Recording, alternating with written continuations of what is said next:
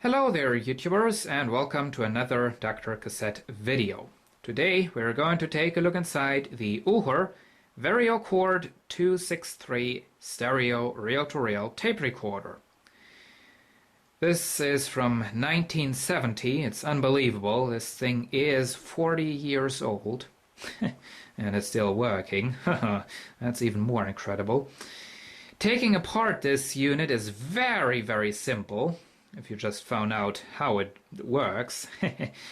You got to take off the carrying handle. There are two screws, and whenever you've done that, you can see two more screws right there and right there, and those screws are actually the parts where the carrying handle screws are screwed in. Quite interesting. If you've taken out those screws, the whole back part just folds over. It's a plastic back part, and as you can see, it has two hinges. It's interesting. And so it's, as we say here in Germany, it's a really service-friendly design. So let's take a look inside. There you have it. Very high quality. You get a very heavy metal chassis,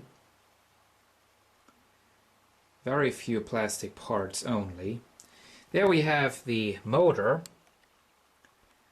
There is a date code on the motor, and it looks like that one was actually made in 1969, so it's even older than the reel-to-reel, but I'm not sure if that is really a date code or so. There you can see a part of the amplifier output circuitry. Those are the speaker fuses. Here you can see the speakers. There are two oval speakers for stereo sound. And as you can see, those were made by Uher as well. There's their logo. And there is a shielded magnet. 8 ohm speakers.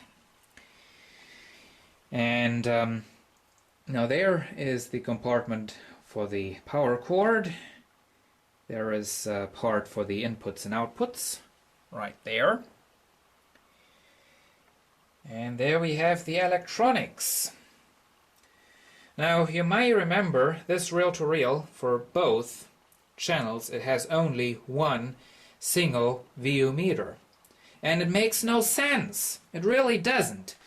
I recently downloaded the schematics of this reel-to-reel, and I just don't know why they didn't build in a second VU meter for the other channel. I mean, I could do this right now.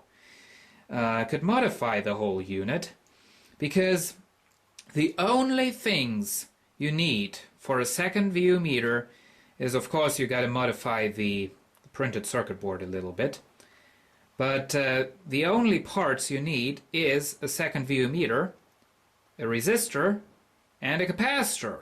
And that's all! I mean, it really doesn't make sense. It really doesn't. And we have the transformer right there. And now the speed selector is combined with the power switch.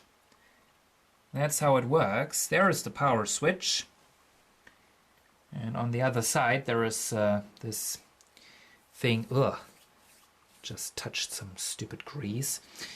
There is this thing, and this is a speed selector, and as you can see, that moves this part up and down, and that of course moves the power switch. There is the fuse, voltage selector.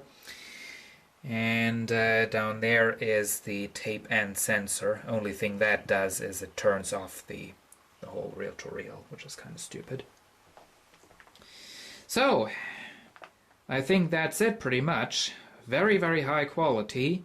And by the way, I had to spray all those switches inside of here. When I first got the unit, it wouldn't make any sound at all.